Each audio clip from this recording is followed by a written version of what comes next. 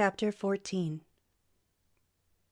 Adeena turned her father's Volvo toward Richmond, a sleepy rural village deep in Ottawa's southwest corner. As she accelerated down the long country road, tunneling through tall September cornfields on both sides, she took a quick peek behind her at the precious cargo nestled in the back of the station wagon, the Duncan cello inside her old leather cello case, and then stuffed into the BAM travel case, fit snugly in the car with the seats folded down. Sitting beside the cello was an overnight bag and a few groceries she'd picked up at the Byward Market. Adeena noticed a light on the car's dashboard, low fuel. As she reached the intersection and signaled the light toward Richmond, she noticed the name of the road she was turning onto, Perth Street, and the name of the gas station on the corner, Drummond's. She smiled as she pulled into the station and stopped at the first pump. A young man wearing an Ottawa senator's cap popped out from the tiny shoebox of a store attached to the station. She rolled the window down. "Regular premium," he mumbled. Adeena looked at the boy, a teenager, maybe 18. How much did he know of Clan Drummond and their roots in Perthshire, Scotland? An image of Belgair flashed in her head, grazing in the long grass, all muscle and power, and as free as the wind. "Miss?" the boy asked again, jolting her back to the present. "Oh, premium. Fill it up, please." "Sure." As he started to fill the tank, she plugged her iPhone into the USB jack in the car. She searched for a good playlist and thought about how good it was going to be to escape the city for a while. As she pulled out of the gas station and headed west on Perth Street for the hour drive to her parents' cottage, she clicked on a playlist she called Falling. Each piece in it held special significance for her, and they all shared one thing in common, the ability to touch her emotions. First up was Brahms, her favorite of the German 3 Bs. Bach and Beethoven were tied for second. Her father first told her about Brahms when she was about 9. At the time, she was learning her first really complex cello composition. She was fascinated by the story of young Brahms who, like her, began learning cello at a young age. Adeena found it hard to believe he composed a piano sonata when he was only 11. Though more curious, he burned his own music because he thought it had too many bad notes. He was a performer and a composer, a soloist, and basically a musical superstar. While the other girls swooned over the Backstreet Boys, Adeena preferred her poster of a young, moody Johannes Brahms, teen sensation circa 1821. She cranked up the car's rich Bose sound system as his Piano Quartet No. 1, Opus 25-1, began. She'd always loved this piece, but it had taken on new relevance since she discovered Johannes composed it when he was about her age, in his late 20s. And at first apparently no one liked it. That made her enjoy it even more. She could feel the music lifting her. The Volvo left the road, floating as she glided on a wave of musical perfection. She was one with the players and the composer. Her head swayed as she played the cello part with her fingers forming notes on the steering wheel. 50 minutes later, she approached Wolf Lake, where her parents' post and beam cottage was located. The moody cello suites and haunting Celtic-inspired compositions that she listened to as she drove seemed tuned to her surroundings. Fall colors were just starting to paint the sugar maples with dabs of bright orange, while the birch, elm, and oak trees added their own contributions of butter and amber. The crown of a stately autumn blaze maple had turned a brilliant red, and the rest of the leaves were well on their way. As the car gracefully climbed the highway overlooking the lake, Adeena turned up the volume on violinist Nigel Kennedy's recording of Vivaldi, The Four Seasons, that featured Charles Tunnell on the cello. The virtuoso violinist's frenetic, crazed performance was countered with the measured, earthy tones of Tunnell's cello, providing a deep foundation that filled the car with a somber contrast to the bittersweet melody. Adeena turned off the highway towards the cottage, and, as if on cue, the next movement in the Four Seasons suite, L'autunno Adagio Molto, began to play. She started down the long lane that led directly to her parents' place, with Vivaldi's understated composition providing a delicious sense of anticipation. This music seemed to vocalize the quiet serenity of autumn woodlands. Le Quattro Stagioni was a concerto Antonio Vivaldi composed nearly 300 years ago. Yet the Four Seasons felt as fresh to Adeena as the day Vivaldi's quill inked the notes to parchment. "It doesn't age," she thought. Adeena pulled the car up in front of the cottage and sat looking at the lake. It was late afternoon, and the loons were feeding, diving under the dark water to fish. She turned the engine off, rolled the windows down, but left the music playing. The Allegro from L'Autunno was just finishing. How appropriate, she thought, watching the loons feed. This movement was referred to by Vivaldi as La Caccia, the hunt. And although the sonnet the Red Priest wrote to accompany it talked of horns and dogs, it seemed to work equally well for the loons of Wolf Lake. Adeena got a roaring fire going in the stone fireplace that dominated an entire wall of her parents' cottage. She poured herself some wine and got busy making a dinner for one. Her parents had enough food in the basement freezer to survive a nuclear attack. Besides individually wrapped steaks, there was a hefty prime rib, a dozen lamb shanks, 2 grain-fed chickens, and a selection of frozen beans, berries, and rhubarb. There were also homemade pies and maple-glazed shortbread cookies. And if that wasn't enough, a selection of one-dish meals like her mom's mini tourtières, along with a variety of soups and stews, were neatly stacked up on the top shelf of the freezer. Adeena selected a glass container filled with her dad's butternut squash soup. After gently warming it on the stove, she savored the rich soup infused with nutmeg and cinnamon. She accompanied it with a fresh baguette, a round of soft brie, a tangy arugula salad, and a glass of cold Pinot Grigio. As she ate, Adeena browsed the web on her laptop. She had always had a fascination with history, but her recent adventures as Catherine Carnegie gave her added incentive to dig into the past. She Googled Sir James Carnegie, as she had done a few times in the past week. She clicked on the second search result that came up, Sir James Carnegie, 3rd Baronet. The short article gave no indication of the ruthless character she had twice encountered face to face. She noted the reference to the Battle of Culloden, and that his younger brother was on the opposing side, supporting the losing Jacobites on the field of battle. She sat back in her chair, finishing her wine and gazing out at the lake. The sky was painted blood orange from the setting sun, and the loons were calling to each other. She thought about George, the younger brother, in the Wikipedia article. He was as intense as the captain, but completely opposite in his manner toward Catherine. She put her wine down and typed James Drummond, Duke of Perth, in the search box of her browser. It returned a list of references including the 2nd, 3rd, and 4th Dukes of Perth. She noticed that the first link on the list of search results was for James Drummond, 3rd Duke of Perth. She clicked on the link, but the progress bar on her browser began to spin like a circus wheel, unable to call up the requested page. She checked the Wi-Fi indicator on her laptop, looking for networks. Damn! The unpredictable satellite service was on strike again. Adeena closed the laptop, still seeing the names and dates from the screen. These people didn't seem real with their names and titles listed so neatly on the screen.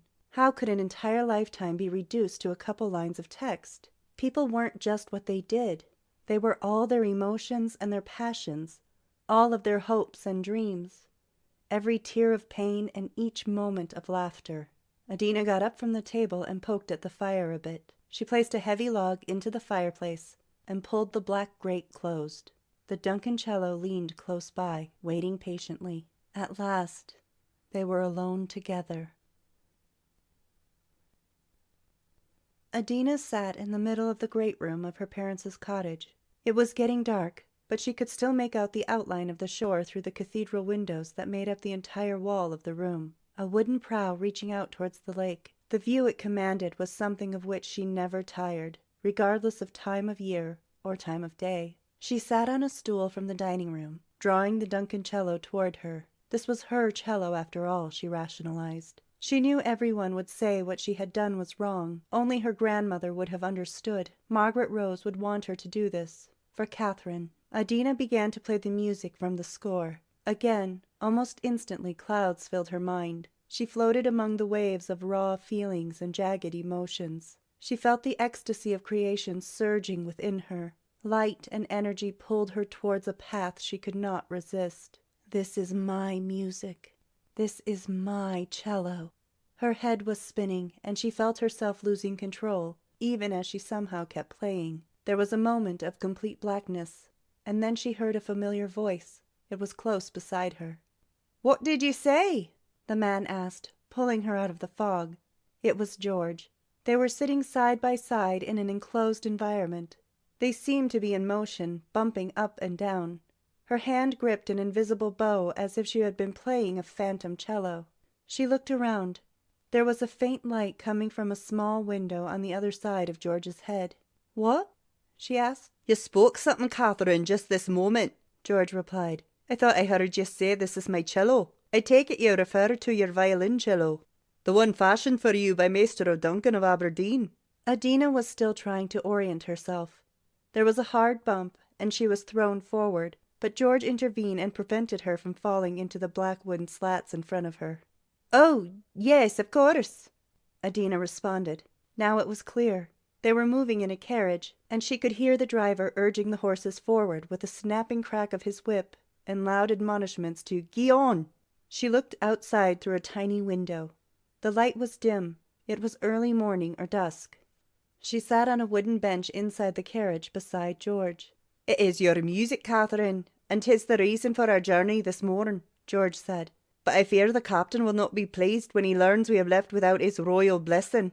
"Oh, yeah, the captain," she mumbled, not sure what he was talking about. George groaned. He glared at her as if she had just hurled an insult toward him. "The captain, our brother, your jailer, the turncoat," he growled. "If not for my deception of the soldiers he had stationed to keep watch over you, you would be his prisoner still." She considered this, wondering what had happened. "How did you do it?" "I dispatched them to Mount Rose to fetch brandy and swords, arriving on a vessel that I fear will nae make port this fortnight," he laughed. "They left me to watch you, a role I performed with woeful ineptitude." Adeena smiled as she studied George. He really cared about Catherine. As an only child, Adeena had always wondered what it would be like to have a brother.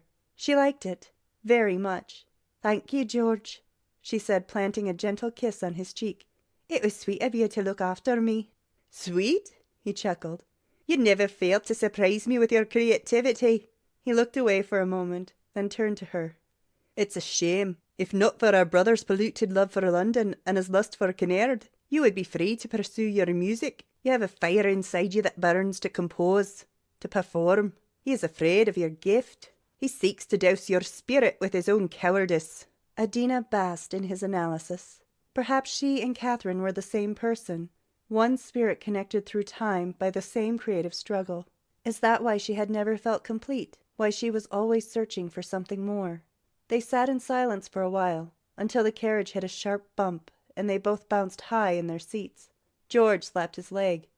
"I still find it hard to fathom how our brother can turn his back on our family," he said. "He rebukes even the Countess Dowager of Suffolk, Lady Margaret, even though her husband, our cousin the Earl, fought for our cause so long ago." Adeena realized that Catherine should know who the Countess and Earl were. Her cousin? Her cousin's wife? She was trying to put the pieces together. "Remind me, George, what year was that when the Earl... that is, when he fought?" she said, trying to sound innocently forgetful. "Catherine Carnegie," George admonished her. "You have heard me talk about the 15 so often, and how Earl Carnegie, our cousin, rightful Laird of Kinnaird, fought so valiantly." 1715? "The year of our Lord," George said. "The union with England was still a festering sore, and the Earl and the Countess joined with the Duke of Perth and the Master of Sinclair and many more to fight, even though it would cost them everything. They had been sworn to action since the day the union was declared in Edinburgh." "The Duke of Perth?" Adeena was confused. "But he wasn't even born then."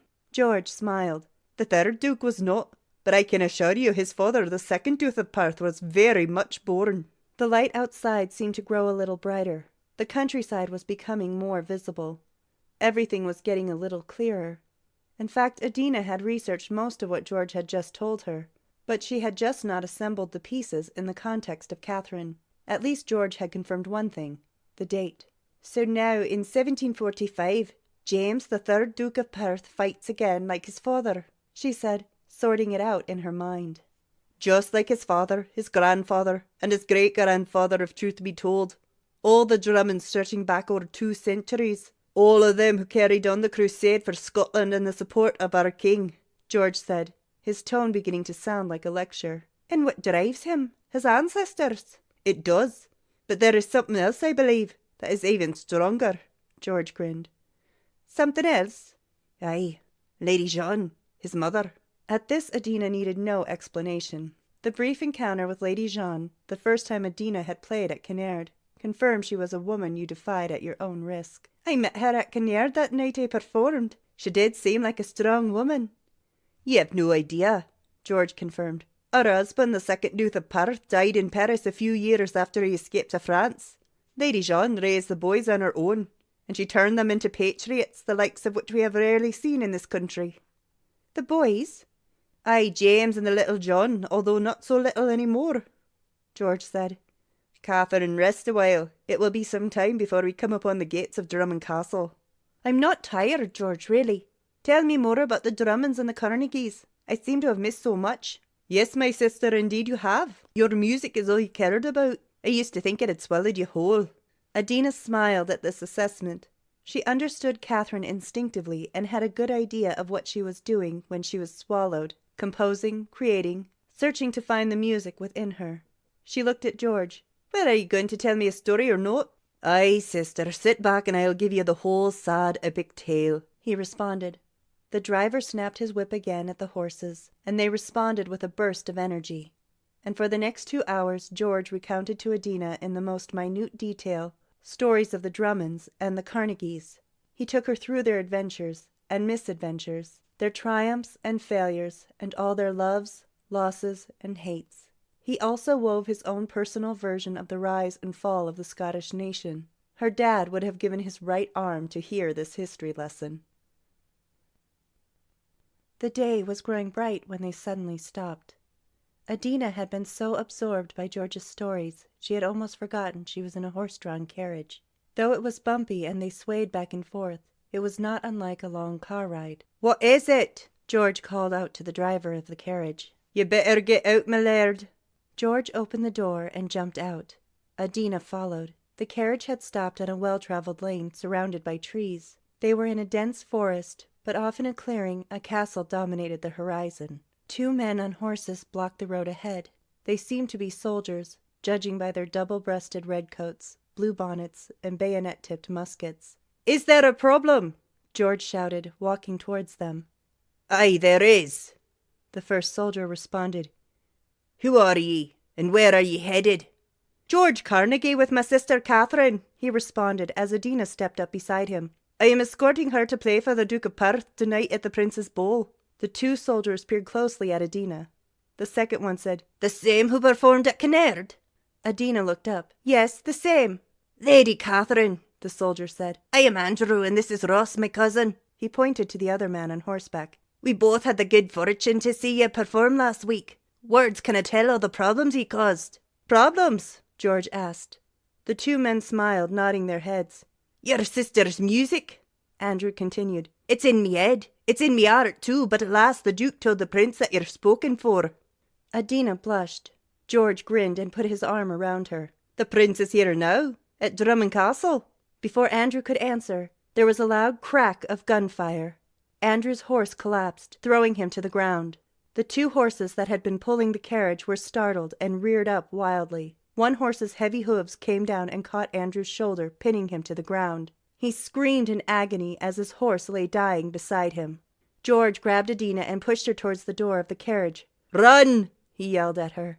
She scurried towards the carriage, but didn't get in. Instead, she crouched down, looking all around her, then under the carriage and through the legs of the 2 startled horses still harnessed to the carriage.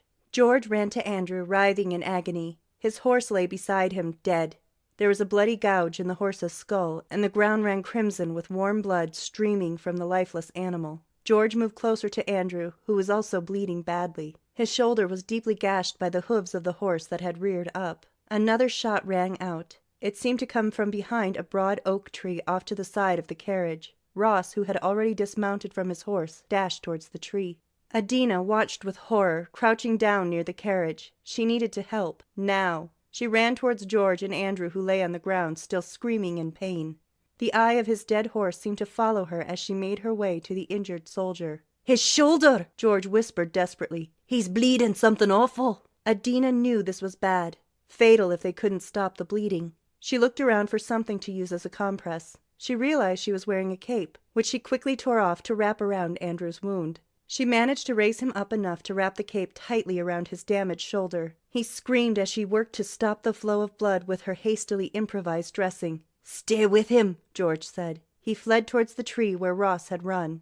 Ross brandished the blade of his Highland dirk. He found the man who had shot at them, and in a single motion used his blade to knock the musket from the man's hands before he could finish reloading with fresh powder. Ross pushed the man over and pinned him to the ground with his boot. Ross thrust his sharp dagger inches from the man's terrified face. "Don't kill me!" the man pleaded. "Who are ye?" George shouted as he reached the scene. The man on the ground was actually a boy, maybe 15 at most. He trembled as Ross pushed his blade forward, touching the lad's quivering chin. "I dinna want to die!" the terrified boy screamed. "Should have thought of that before ye shot at us!" Ross shouted. George laid his own hand over Ross's and pulled it back an inch or so from the gasping boy's soft chin. "You won't die if you tell us why," George said. "Why did you fire upon us?" "I was told to make sure your carriage never reached Drummond Castle," the boy exclaimed, "by my laird." "Your laird? Who?" Ross demanded. "Who is your laird?" "Sir James Carnegie o' Kinnaird. He makes us fight. He threatened my father who farms for him. I became a soldier, and I was trained to use a firelock musket," the boy said, almost crying. Ross looked confused. He turned toward George. "Sir James Carnegie? Do you know of him?" "Indeed I do. He is my brother, and Catherine our sister," George answered. Before Ross could react, there was a loud scream. It came from Adeena. She held Andrew in her arms, her white smock now completely drenched in his blood. Standing over her was another man, much older than the boy pinned under Ross's heavy boot. The man held a musket pointed directly at Adeena's head. George looked over as Ross kept the lad firmly pinned under his boot. "Let the boy go," the man shouted, his musket fixed on Adeena's head, "or I will finish what he started." The boy pushed Ross's boot off of him and scurried away, running as though possessed. "What do you want from us?" Adeena shouted to the man who held his musket inches from her face. George and Ross approached slowly. "Turn this carriage around now, and follow me back to Kinnaird," he said. "The lady and her brother are to be tried for treason if they take another step toward Drummond Castle." Ross continued to advance slowly, his long knife thrust before him. George followed behind him. "Stop where you are!" the man yelled. He shoved the musket against Adeena's head. "Who gives ye these orders?" George asked.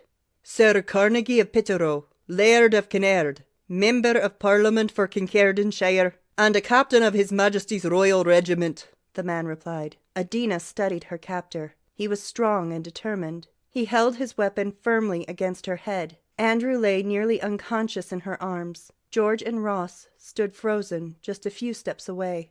And then in an instant there was a wild, ferocious whoop, and a brindle stallion charged from the woods. The man pulled his gun from Adeena's head and pressed his boot down onto Andrew's chest, pushing hard on both Andrew and Adeena, who still held the wounded man in her arms. James Drummond, riding Belgair, flew towards them in a fury. The musket exploded with a deafening blast, firing in the direction of horse and rider, just missing both.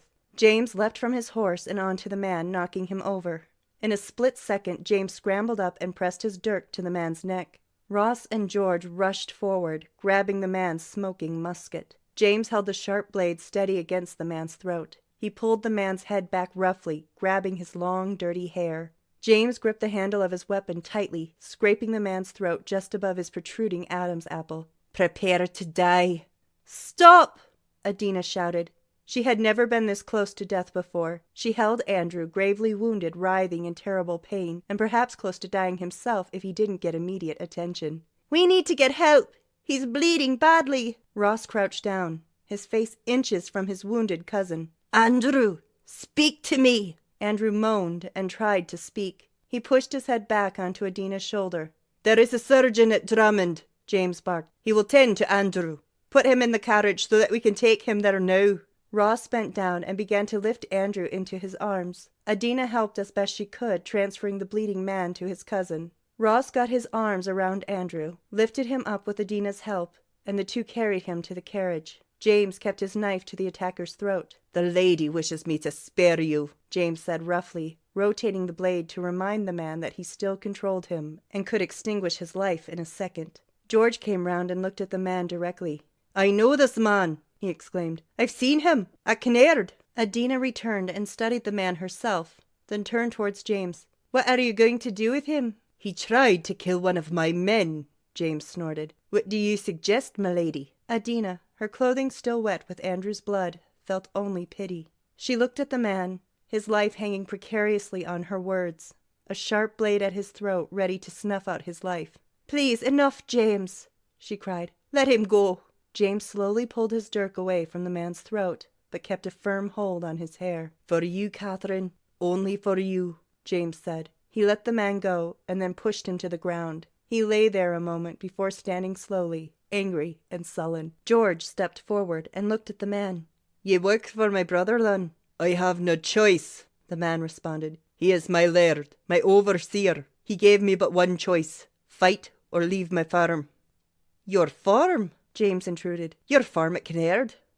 "Aye, black cattle, and oats and barley to pay the vital rent," the man replied. 6 bowls per quarter. "So ye fight against your own country now?" James asked. "To keep your land?" "Aye, it's not my land, but I need to keep from starving. Nae for me, but for my wife, for my sons and my daughter," the man said. "What name are you called by?" James asked. Adeena watched curiously as she sensed his attitude toward the man shifting. "We are Beatty," he replied. "Finlay Beatty." James seemed to consider this for a moment. Adeena wondered what he was thinking. A few moments ago he was ready to kill this man, and it was only her protest that seemed to save him. She glanced at James. He looked at her like he was running a set of calculations in his head. "I will spare you, Finlay. Pray that Andrew survives, or I may have to reverse that course," he said. "You fight to protect your family. We fight to save our nation. The Prince has already conquered Perth and the Highlands, and soon all of Angus will follow." Finlay was listening, nodding his head. James continued, his tone shifting. "And do you know that you have a new king? The Prince has proclaimed James the Eighth returned once more, and the union with England abolished. Scotland is its own kingdom again, as it was when our fathers were born." Finlay rubbed his chin. "My father hated the union. He served Earl Carnegie, twice the man his cousin ever will be. A black Carnegie who thirsts to regain the earldom in all of Kinnaird." George stepped forward. "My brother will stop at nothing in this quest. He is using you and your son. He will offer you nothing for your sacrifice." Finlay sighed. "I fear you know him well." "Join us, Finlay," James offered, "and we will protect your family. Return to Kinnaird and tell your master that George and Catherine have fled beyond your grasp, and that you know not what became of them. Wait for us.